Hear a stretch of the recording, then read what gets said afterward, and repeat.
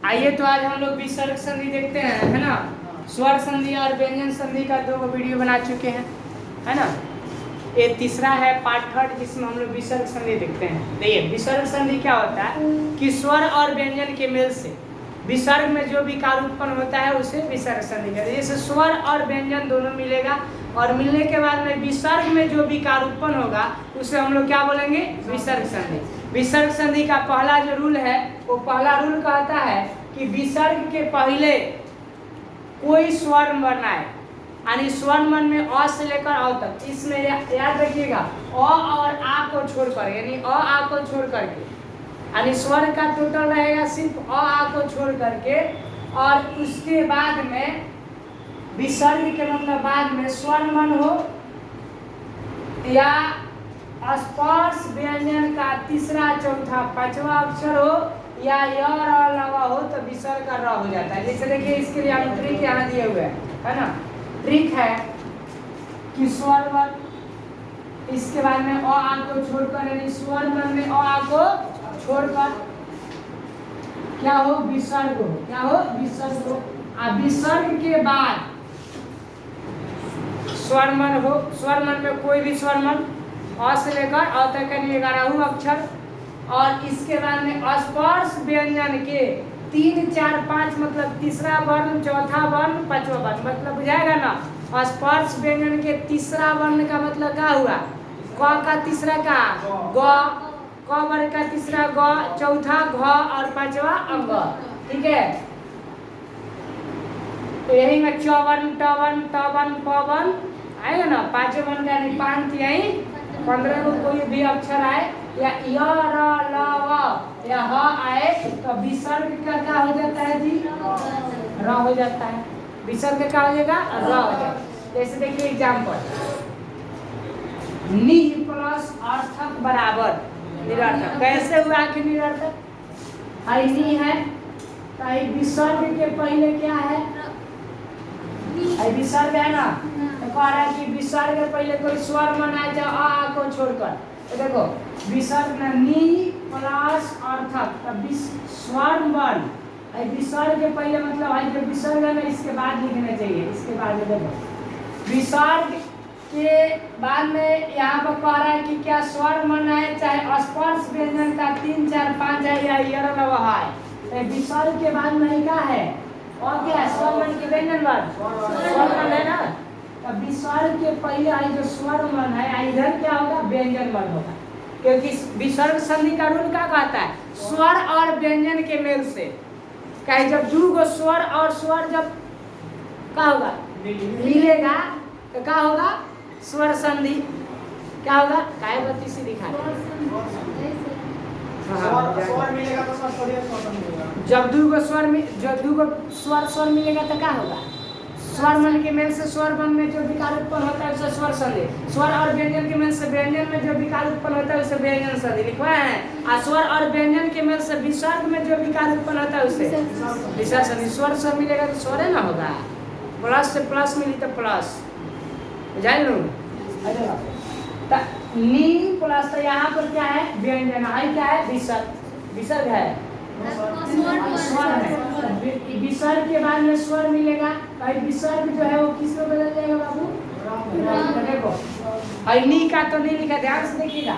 नी का तो हम नहीं लिख दिए ना, ये जो विसर्ग है वो विसर्ग को किसे बदल दिए, र नी र। अब क्या बचा, अब कहिएगा ये स्वर र कहाँ गया, तो ये देखिए र में क्या लिखे है, गलत दिया ना, यानी आधा र ही होगा। तो आधा र ये हुआ और इस आधा र में हई वाला अ आकर मिला है। आधा र का मतलब क्या, व्यंजन वर्ण तो अधूरा होता है जब तक स्वर नहीं मिले, और ई वाला र अ जो है आकर इसमें मिल गया ना, तो ये पूरा र हो गया का नीर।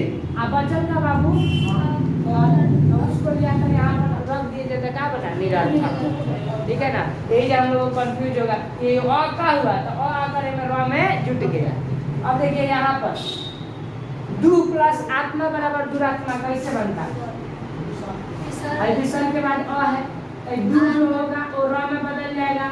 आई का है आ का मात्रा है तो र बना, र में आ मात्रा क्या हुआ रा, आ बचत का आधार कम कमा तो वही में कम है नहीं दुरात्मा जया। नहीं बुझाएगा तो पूछना था। देखो नी प्लस धन, देखो नी यानी विसर्ग के बाद क्या है? ध है। ध यानी स्पर्श व्यंजन का कौआ अक्षर चौथा रूल में है ना जी। स्पर्श व्यंजन का 3, 4, 5 में से कौन आए? तो यहाँ पर कौन आ गया जी? चौथा आया ना। पर नी का नी, जो विसर्ग है वो विसर्ग किस में बदल गया? र में। पर नी में र जो ना, तो बोले नीर, नी में र जुड़िएगा तो क्या बनेगा? नीर। ध आना तो निर्धन कैसे लिखा था? ऐसे ही लिखा था। जो ऊपर है ना दिया है र है, काहे निर्धन। ऐसे निर्धन नहीं लिखेंगे, निर्धन ऐसे नहीं लिखेगा। निर्धन कैसे लिखा था? ऐसे निर्धन, है ना। यही जो विसर्ग जो र बना है बाबू, यहाँ पर आकर बना। आई देखिए आशी प्लस वाद बराबर आशीर्वाद कैसे है? देखिएगा आशी छोटी की मात्रा की बड़ी है, बड़ी है। तो स्वर मन देखो इधर का आया बाबू, स्वर मन आया। देखो बड़ी की मात्रा आयग्राम में क्या है? विसर्ग है। आयग्राम में है वो है, वो देख रहा है ना। तो वो वाला रूल में है कि नहीं? ये देख य र ल व, जब वो आया तो इसके बाद में विसर्ग का क्या कर देंगे? इसका भी र। तो अगर आसी का सी, आसी में र जोड़िएगा तो क्या बनेगा? सिर, आशीर। आयग्राम क्या है? वाद तो वाद, आशीर्वाद ऐसे ही नहीं लिखा था आशीर्वाद। अब देखिए नोट में नोट लिखवाएंगे विसर्ग के पहले अगर अ हो, क्या हो? अ हो, और विसर्ग के बाद कोई स्वर वर्ण हो, यानी अ में के बाद में कोई स्वर वर्ण हो तो भी विसर्ग का क्या हो जाता है? र हो जाता है। जैसे देखो पुनः प्लस अवलोकन।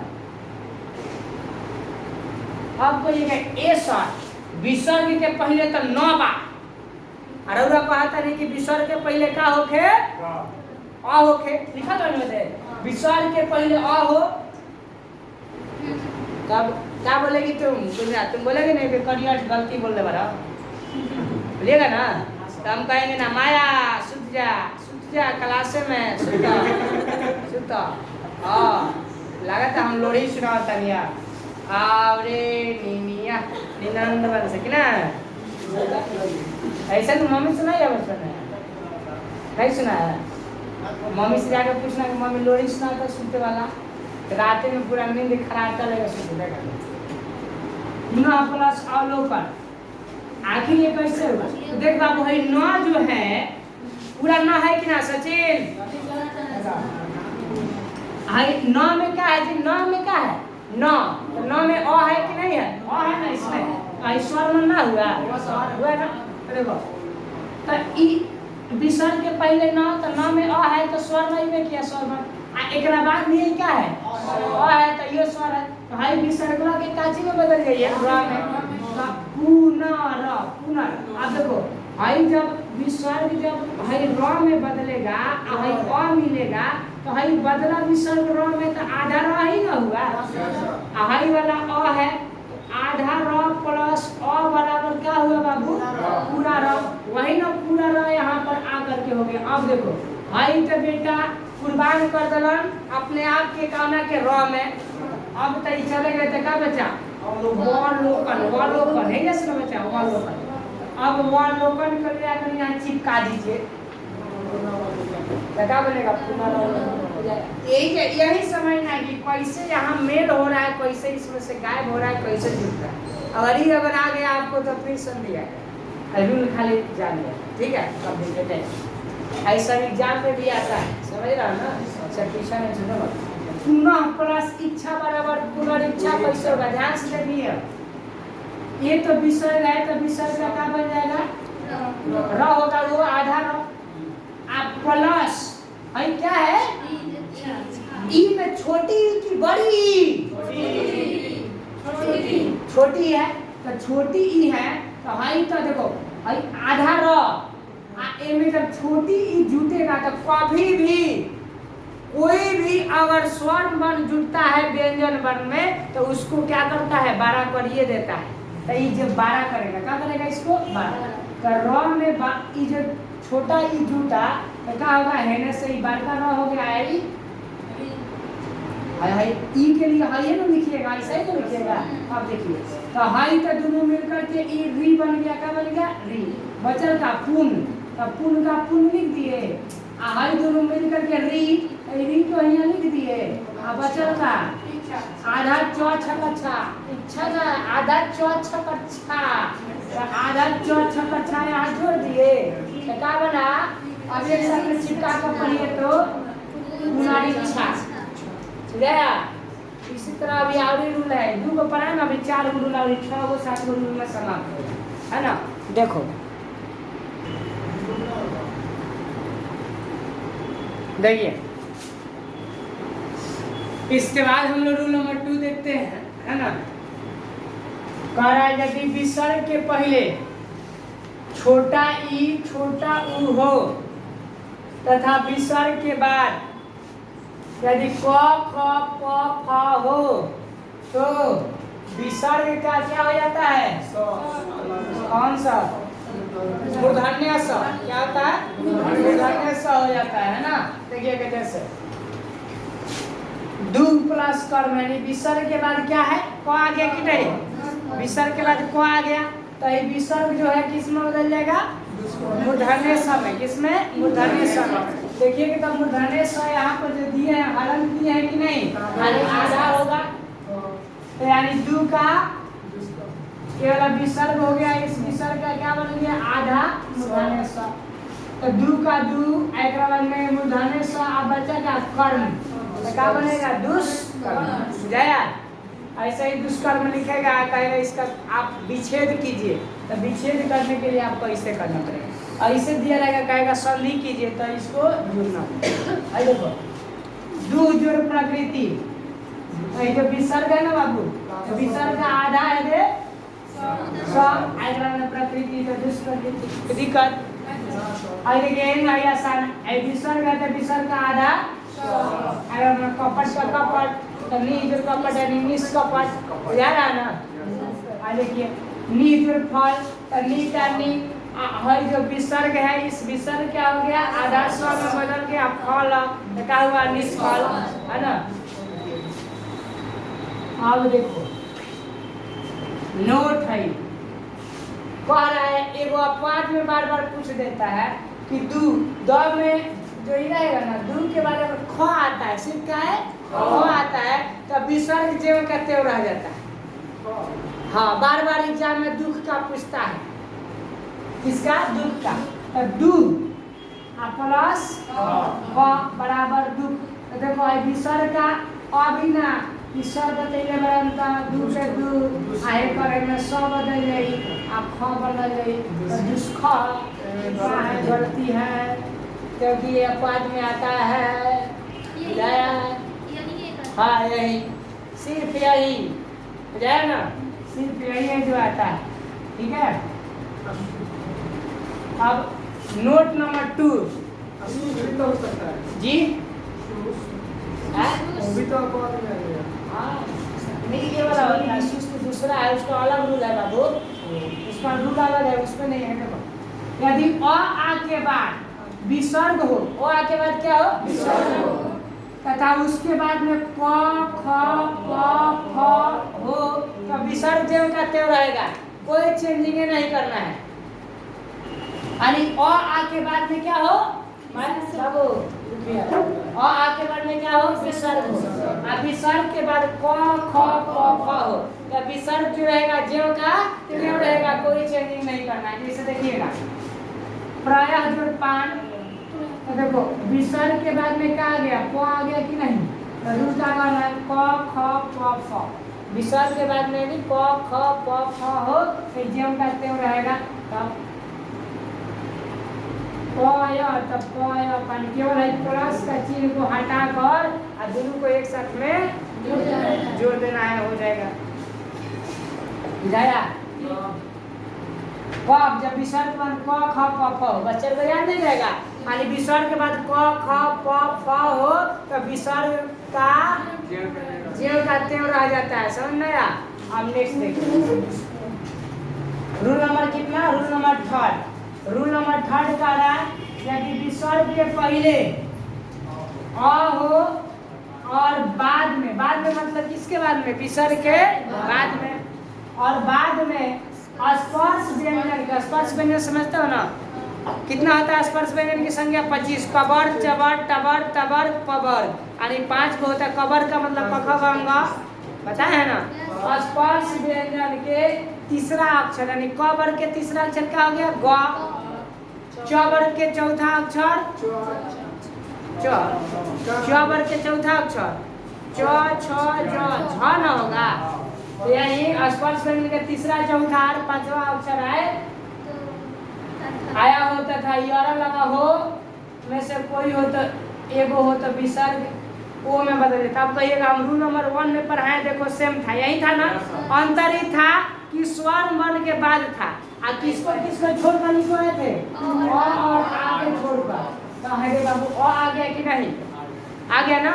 इसीलिए उसमें था कि आ को छोड़कर, तो उसका क्या हो जाता था? विसर्ग का र होता था ना? इसमें देखिए विसर्ग का क्या हो रहा है? वो हो रहा है, क्यों? क्योंकि यहाँ पर अ है। देखो जैसे यहाँ ट्रिक देखो मेरा, अ लिखे हैं, अ हो विसर्ग के है, तीनवा कहाँ जा रहा है? पहले। यानी देखो भाई विसर्ग के पहले क्या हो? अ हो। विसर्ग के पहले क्या हो? अ हो। देखिएगा ध्यान से, ट्रिक समझिएगा। यहाँ विसर्ग नहीं, विसर्ग के पहले क्या हो? अ हो। और विसर्ग के बाद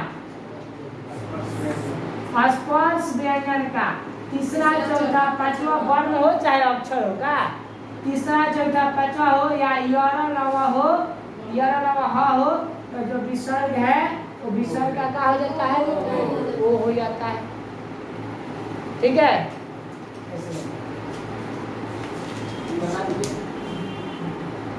मन प्लस योग, देखा मन यानी क्या है? नाम में अ है कि नहीं? अ है ना? नाम में क्या है? अ है। अ के बाद में क्या है? विसर्ग है। अब विसर्ग के बाद में क्या आया है? या आया है। ये क्या हो जाएगा? अब विसर्ग किस में बदल जाएगा? ओ में। वही देखिए आई जो विसर्ग है, विसर्ग को किस में बदल दिए? ओ में तो यही तो हो गया मन हो। आई के बाद में बचा है क्या जी? योग। देखिए क्यों गया? मनो योग। यानी परियट से लिखे है, बुझा रहा है ना? विसर्ग का योग बना है। हाँ देखो वाया आई जो विसर्ग है, तो विसर्ग किससे बदल जाएगा? वायो। अब बचा है क्या? बोलिए क्या बचा है? वृद्ध, वायो वृद्ध। इसी तरह आई क्या? ध आई की विसर्ग कैसे बदल जाएगा? आधो आई प आई का विसर्ग यो में पयो। सब तेज हो गया सर जी। हाँ रूल नंबर 4 कितना बाबू? देखिएगा बहुत आसान है, एक से आसान तो कुछ नहीं बाबू। यहाँ आलू के यार तेरा टीचर यहाँ है, ध्यान किस समय? यहाँ देखो। हाँ यदि विसर्ग के बाद, किसके बाद? विसर्ग के बाद च या छ हो, देख बाबू, तो हरी ससुरु विसर्ग के काची में बदल गई हो तालाबे स में, है ना? हलंत है यानी आधा तालाबे स। अब विसर्ग के बाद में ट से टमाटर, ठ से ठठेरा, है ना? यदि विसर्ग के बाद ट या ठ हो तो विसर्ग किस में बदल जाएगा? पेटकट्टा स में। पेटकट्टा स मतलब होता है, हम लोग बचपन में मेरे दादाजी पढ़ाते थे तब कहते थे, नहीं बुझाता था, कहते बबुआ पेटकट्टा स लिख, पेटकट्टा स मतलब और जब स एन लिखा है पेटवा कर दिया है, तो एकरा कहते हैं पेटकट्टा स, बुझाए ना? हाँ तो हमने मूर्धनी स कर लिया, डंडी स ऐसा ना होता है। शुद्ध प्रोनाउंसिएशन तालबे स जो तालु से उच्चारण हो, और इसके बाद में मूर्धन्य स होता है जो मूर्धा से उच्चारण हो, और जो दांत से होता है ना उसको हम लोग कहते हैं डंडी स कहले सा, तो डंडी स ना वो है दंत्य स। बोले दंत्य स, देखिए दोनों जीभवा जा करके दांतों में टुक टुक मार रहा है। बोले दंत्य स, बोलो ना सही से बोलो दंत्य स, बोलिए दंत्य स। बोलो जीभ जाकर कहाँ सट रहा है? दांत में सट रहा है ना, तो उसका उच्चारण स्थान दांत होगा। फिर से एक बार हम उच्चारण स्थान का आपको बताएंगे, ठीक है। कहीं तो ठ होगा तो पाठी में, और त या थ हो तो किस में बदलेगा? कावना सा है, दंत्य स बोला, दंत्य स। और पूछेगा कहाँ पढ़ते हो? भगवान सर रहते कहवा डंटे सर तो हमरे भी लगते। अपने जाएंगे सनम, आपको भी ले जाएंगे सनम, जाए ना, तो इसलिए अपने जाइए, हमको ना ले। बोलिएगा कौन सा? दंत्य स। तालाबे से नहीं लगता है, तालाब से छना कर आया है। तालव्य स, तालव्य स। तो बोलिएगा ना तालु में जाकर जीभ सटेगा, तालव्य स। और मूर्धन्य स का लिए मूर्धन्य स, मूर्धा में सटेगा। एक बार दंत्य स नहीं, दंत्य स, ठीक है ना। भाई देखिए त या थ, त से तरबूजा, थ से थर्मस, पढ़ते चलो ना। तो त या थ किस में बदल जाएगा जी? भाई सौ फुल का होता है सपेरा, क्या दादा समझ में पड़े होगा बचपन में बदल जाता। जैसे देखो कितना आसान है, ट्रिक ट्रिक।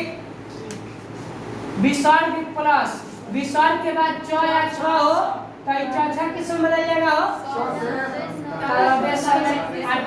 मूर्धन्य स में तथा। जैसे देखो कितना आसान है, नि प्लस चय बराबर निश्चय। हमारा कैसे हुआ देखो, भाई जो नी आई विसर्ग है, विसर्ग के बाद में क्या है? च है। तो देखो तो लिखे है ना कि विसर्ग के बाद में च छ हो तो किस में बदलेगा? तो वही आधार पर है जो विसर्ग है, विसर्ग किस में बदल गया? भाई नी का नी लिख दिए, और जो विसर्ग है उस विसर्ग के बदले में क्या आ गया? तालाबे से हो गया। बचल का चय, तो चय का चय यहाँ पर